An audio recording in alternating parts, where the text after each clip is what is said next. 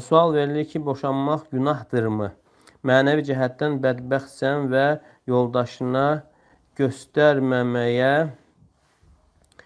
çalışanda belə o insandan ayrılmaq olarmı? Tam başa düşülmədi sual, amma ümumi götürəndə yəni boşanmaq haram deyil. Amma ümumiyyətlə ailənin də dağılması yaxşı hal deyildir.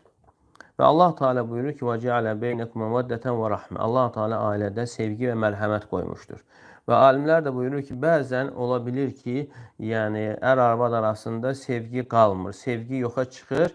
Amma Allah Teala'nın qoyduğu rəhmət sayəsində ailə davam edir. Yəni belə baxanda, yəni ailədə heç bir sevgi yoxdur. Amma boşanmırlar. Səbəb nədir? Yəni Allah Teala'nın onların qəlbinə qoyduğu o rəhmətə görə yəni ailə davam edir.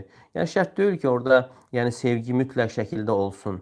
Yəni rəhmət səbəbi ilə ailə davam edir. Ona görə də yəni bəzən ola bilər ya kişi və yaxud da qadın qarşılıqlı yəni çətin bir insanla imtahana çəkilsin. Əgər səbr edərsə gözəl aqibət olar. Yəni şeyxlərdən biri deyir ki, və onun yanına gələn tələbələr onun evladının ona olan xidmətindən təəccüblənir və o da bunu hiss edir.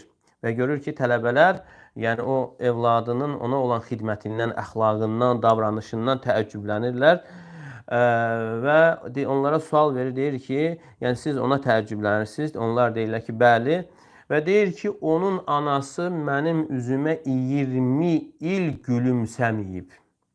20 il. Yəni baxın, yəni 20 il həyat sürür, yəni yoldaşı onun üzünə heç gülümsəməyib.